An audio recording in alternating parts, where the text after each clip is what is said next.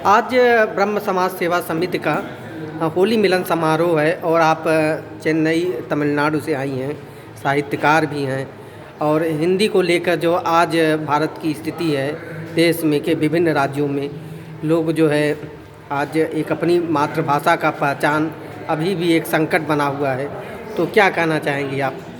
मैं डॉक्टर राजलक्ष्मी कृष्णन हूँ, अवकाश प्राप्त प्रोफेसर।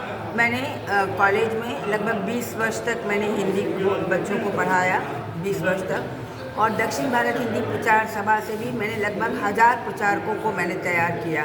तो यद्यपि मेरी मातृभाषा जो है तमिल है, पर मैं हिंदी की ही सेवा कर रही हूँ, हिंदी की सेवा, और मैं आजीवन हिंदी की सेवा करती ही रहूँगी, क्योंकि मेरी ये बहुत इच्छा है कि अभी स्वतंत्रता प्राप्त हुए लगभग 75 वर्ष हो गए, पर अभी भी हिंदी को जो दर्जा मिलना चाहिए, गौरव मिलना चाहिए, वह नहीं मिला। हिंदी को राष्ट्रभाषा बनाया जाए शीघ्र से शीघ्र।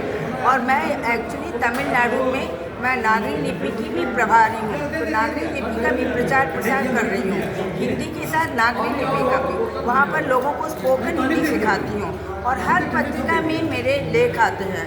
यद्यपि मेरी उम्र अभी 80 खत्म होकर 81 वर्ष है, पर मैं अभी भी सक्रिय हूँ और हिंदी की सेवा कर रही हूँ। और मेरी आशा, मैं आशा करती हूँ कि जल्दी से जल्दी सरकार को चाहिए, क्योंकि 75 वर्ष हो गए हमें आज़ाद हुए, 76 वर्ष चल रहा, फिर भी अभी तक हिंदी को राष्ट्रभाषा का गौरव नहीं प्राप्त हुआ।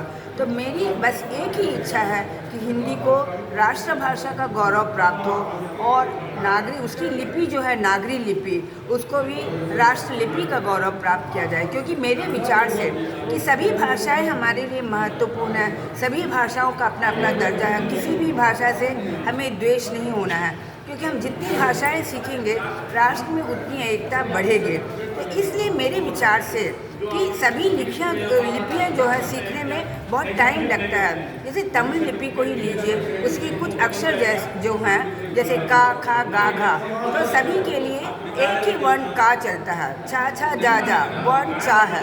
तो चाहे आप तो का से आने वाले कबूतर लिखे या गौरी लिखे या का से कुछ एक ही वर्ण। तो जैसे पट्टम हम बोलते हैं पड़म, पट्टम माने जो पिक्चर है पड़म, तो पट्टम पड़म दोनों का डिफरेंस होता है, परंतु दोनों के लिए एक ही टा लिखा जाता है। तो मेरे ख्याल से लिपि सीखने में बहुत कठिनाई है, परंतु हिंदी ऐसी नहीं है, बहुत सरल है। उसकी लिपि जो है नागरी लिपि है, वह भी बहुत सरल है, स्वाभाविक है, वैज्ञानिक है। हम जैसा बोलते हैं वैसा ही लिखते हैं।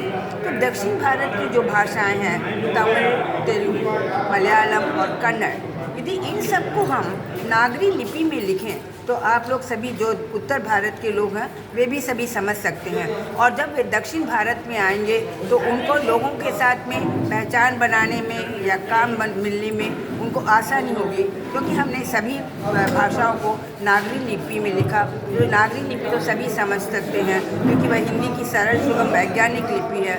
तो इसलिए मेरे ख्याल से जो यहाँ सरकार को चाहिए कि उत्तर भारत में भी लोग पाठ्यक्रम में नागरी लिपि का समावेश करें, जिससे कि सभी भाषाएं आसानी से सीख सकते हैं और हिंदी को महत्व दिया जाए। शीघ्र से शीघ्र मेरी यह मनोकामना है कि हिंदी जो है उसको राष्ट्रभाषा और नागरी लिपि को राष्ट्रलिपि बनाया जाए। और किसी भी भाषा से हमें द्वेष नहीं करना है। सभी जैसे यहाँ पर दक्षिण भारत में कहते 2 ही भाषाओं का होना है, उनका विचार है कि उन पर हिंदी थोप रहे हैं, परंतु हिंदी थोप नहीं रहे हैं। अभी भी दक्षिण भारत हिंदी प्रचार सभा से हर वर्ष लाखों की संख्या में लोग हिंदी सीख रहे हैं, छात्र लोग लाखों की संख्या में, जैसे कि प्राथमिक, मध्यमा, राष्ट्रभाषा, विशारद, उसके बाद MA, MPhil और PhD कर रहे हैं। जी जी जी। तो इसलिए मैं बिल्कुल यह कहना चाहूँगी कि राजनीतिक कारण हो सकता है कि हिंदी हमारे ऊपर थोपी जा रही है, इस प्रकार कहना, परंतु लोग प्यार से हिंदी सीख रहे हैं। हिंदी सीखने में कोई उनको कठिनाई नहीं है, कोई समस्या नहीं है, कोई उनको रोकता नहीं है, और सभी लोग हिंदी सीखने के लिए लालायित हैं। वैसे ही मैंने कहा हर वर्ष दक्षिण भारत हिंदी प्रचार सभा से और शोध संस्थान से लाखों की संख्या में छात्र हिंदी पढ़कर निकल रहे हैं। यह बहुत खुशी की बात है। और जब आप आते हैं दक्षिण भारत में तो आप उनकी भाषा को समझने में किसी भी प्रकार की समस्या नहीं होती है, क्योंकि छोटे से छोटे लोग भी, रिक्शा वाले हैं या तरकारी बेचने वाले हैं, वे लोग भी हिंदी समझ लेते हैं। तो लोगों का उत्तर भारत भारत के लोगों का कहना है कि नहीं, दक्षिण भारत में विरोध है, यह कहना सरासर गलत है। जी। क्योंकि यहाँ की अपेक्षा वहाँ के लोग अधिक हिंदी सीख रहे आप हैं। अपना परिचय बता दें। जी हाँ, परिचय। मैं doctor Rajalakshmi Krishnan, MA, MPhil और PhD मैंने किया है।